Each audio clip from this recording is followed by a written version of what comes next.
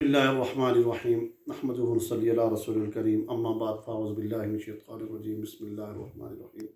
آج انشاءاللہ تعالی میں جس موضوع کے بارے بات کروں گا، پارٹ 1 میں نے کیا تھا، آج جو میں کر رہا ہوں پارٹ 2 ہے۔ اس پارٹ 2 کے اندر بہت سارے احباب، بہت سارے لوگ پوچھتے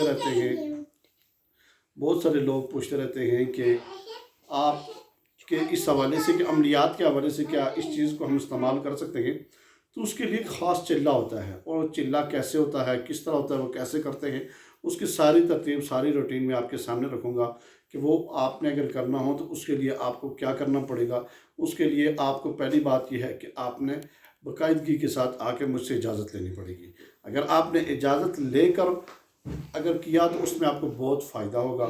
اگر بغیر اجازت پڑھنا شروع کر دیا، اگر دیکھیں نا، جس طرح آتا ہے کہ جس آدمی کا استاد نہیں ہوتا کوئی بھی، اس کا شیطان استاد ہوتا ہے، پھر اس کی رہنمائی شیطان کرتا ہے، اور شیطان جس طرح اس کو چلاتا ہے وہ اسی طرح چلتا ہے۔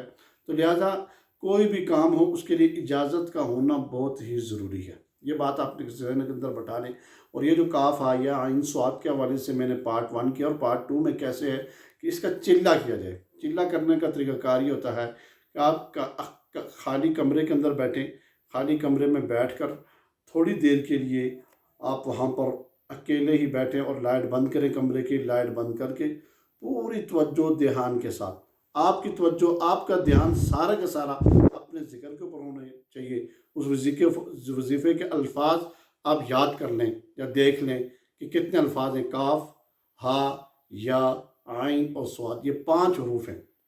5 حروف کے اوپر آپ کی توجہ دھیان ہونا چاہیے۔ آپ کا دل اور دماغ بالکل اپنی طرف کہ توجہ کے اوپر، بالکل اس کے اوپر آپ سوچ رہے ہوں، دماغ کے اندر بھی، اور اس کے علاوہ کوئی بات نہیں چل رہی ہو۔ جب آپ چلہ کریں گے، جب چلے کے لیے کریں گے تو اس کے لیے آپ نے اس کے اوپر سوچ سمجھ کر پھر بات بھی کرنی اور دیکھنا بھی ہے کہ میں نے اس کو پڑھنا کیسے ہے۔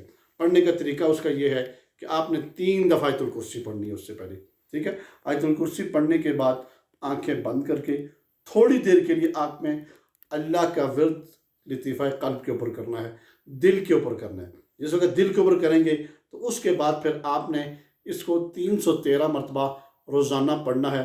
کمرے کے اندر کوئی بھی دوسرا آدمی نہ ہو، اکیلا کمرہ، اکیلے بیٹھ کر کرنی ہوتی ہے، نمبر 1۔ نمبر 2، اس کے بعد پھر بند کی خوشبو نارمل کو لگا لیں تو وہ بھی بہتر ہے، اچھے والی اگر مل جائے تو وہ بھی صحیح ہے۔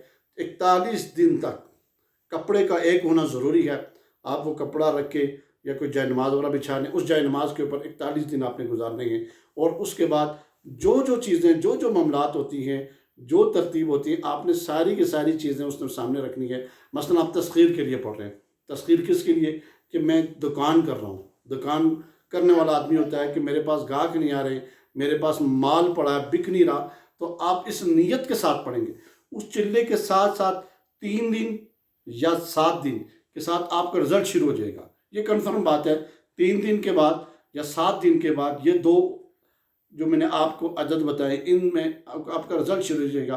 تو رزلٹ شروع ہو جائے تو آپ نے چھوڑنا نہیں ہے، آپ نے اس کو ترتیب کے ساتھ 41 دن ہی پڑھنا ہے۔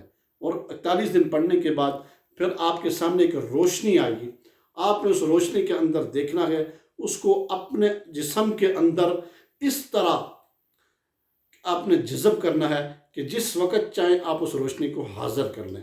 اب آپ کے کانوں کے اندر ایک ہلکی سی آواز آئے گی، آپ نے اس کے اوپر دھیان رکھنا کہ یہ آواز آئی ہے، وہ آپ کے سامنے کوڈ پیش کیا جائے گا۔ اس کوڈ کے ذریعے آپ روزانہ بیٹھ کے اس کے اوپر ایک نارمل ترتیب بنا لیں گے۔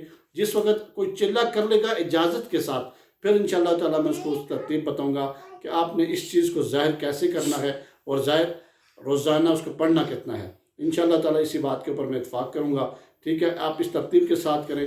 اگر جس نے چلہ کرنا ہو، یہ پارٹ 2 ہے۔ پارٹ 1 کے اندر نارمل چیز میں نے آپ کو بتائی تھی کہ کوئی بھی پڑھ سکتا ہے۔ یہ جو پارٹ 2 ہے، اس میں صرف وہی لوگ پڑھیں گے جو عملیات کے حوالے سے عملیات کے کام کرتے ہیں، یا عملیات کسی کا علاج معالجے کے حساب سے روحانیت کرتے ہیں، ان کے لیے ہے۔